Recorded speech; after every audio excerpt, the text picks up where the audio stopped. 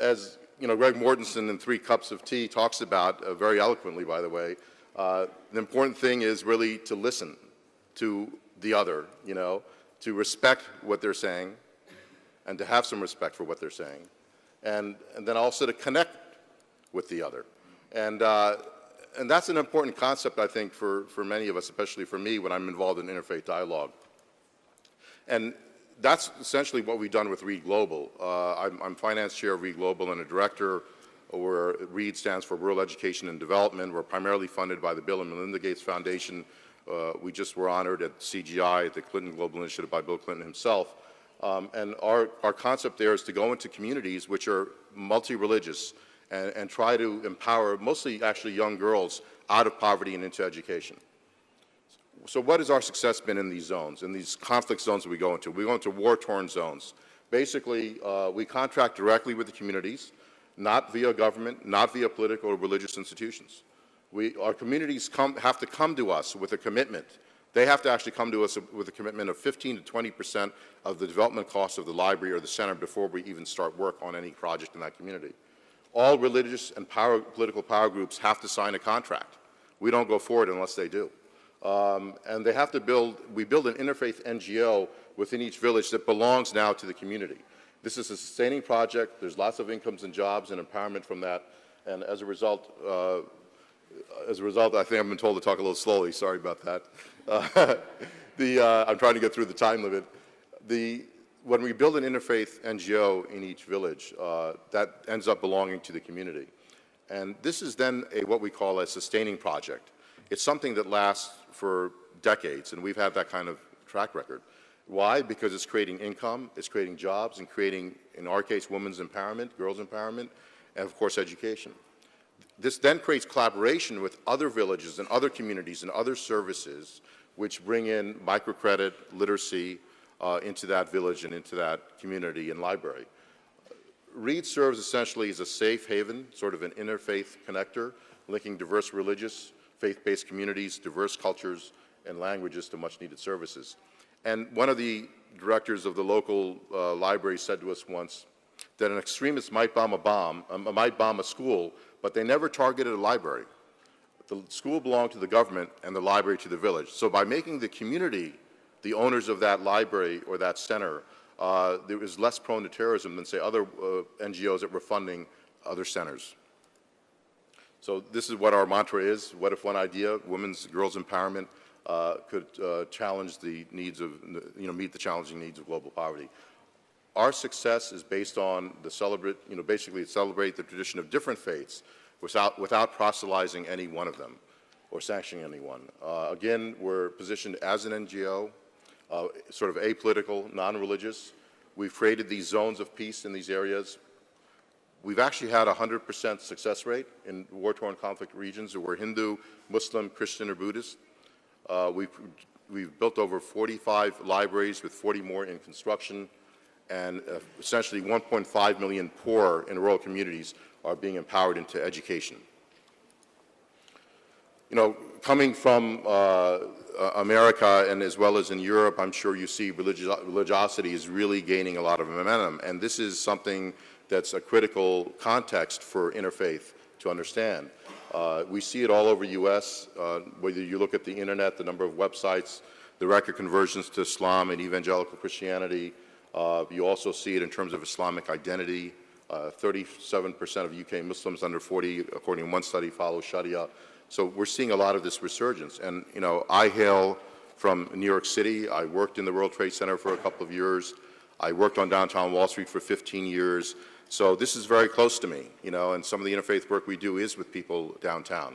And you see the Islamophobia, not only in America, but just all over the world, even in Europe, I'm sure, at an all-time high. So the current environment is very polarized, it's very fear-based, and it's really compelling us to build these bridges of hope. So what are the bridges over troubled waters that I hope to see in the future? I think the timing is very good, as I said, and it's a crisis that needs our engagement at the religious, at the business, the civic, and the political level. Our socially responsible business model that we have at my company takes a percentage of our profits and puts it into a foundation called Profits for Peace to try to basically fund interfaith forums throughout U.S.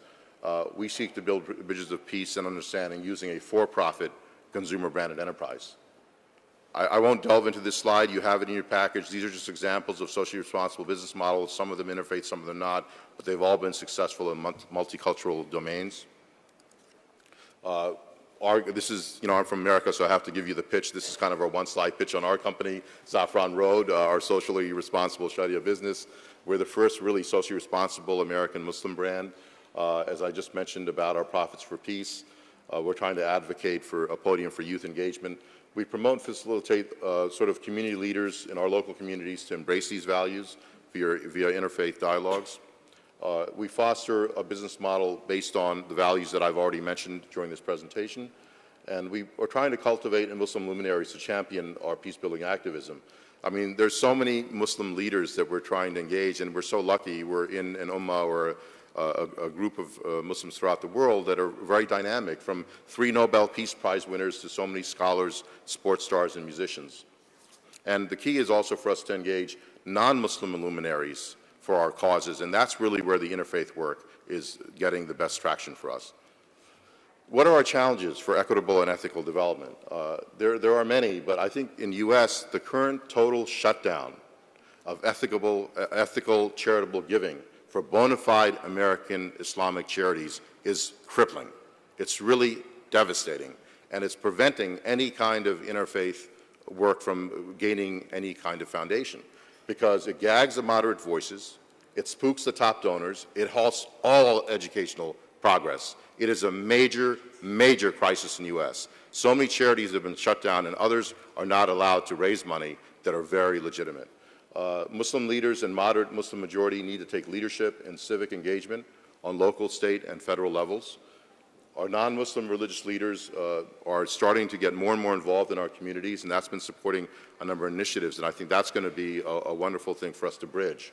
But we need to establish more peace initiatives. As we mentioned ours, I'm so happy that Rabbi Jack Ben-Parad is also in the audience, who's done a lot of work in this area, including his new Institute for Islamic and Jewish Understanding. Salim Ali, who's a professor at MIT now at University of Vermont, has developed these peace parks in Gaza and Bosnia and everywhere else, and of course Reed's Zones of Peace. So we're using these to kind of help drown out the voices of Islamophobia and anti-Semitism. We have to have a unified bridge of peacemakers really to accomplish this, and to lead media outreach to be fair and just to the other. I still believe strongly that hope springs eternal. My wife always tells me I'm an optimist, but I see it constantly. I see the bright lights throughout America and throughout the world. The interest in engagement in interfaith forums has never been higher. This must be God's calling for all of us here. 67% of college freshmen today are very committed to doing social service and volunteer work. It's the highest in 25 years. During Hurricane Katrina, we had 220,000 college students doing about 2.2 million hours of volunteer work. And even recently, in spite of the international lack of response to the Pakistan floods, among the youth in Pakistan has been pretty dynamic, 500,000 youth volunteering for the crisis. So the responsibility with us really lies with us, as faith-based leaders, to sort of rise to the occasion, work with our community leaders to continue to build the bridges of hope. I think I want to close by just saying a line from Alexander Solzhenitsyn, which was that the line separating good and evil passes not through states, nor between classes, nor between religious ideologies, nor even between political parties, but right through every human heart. So, grazie.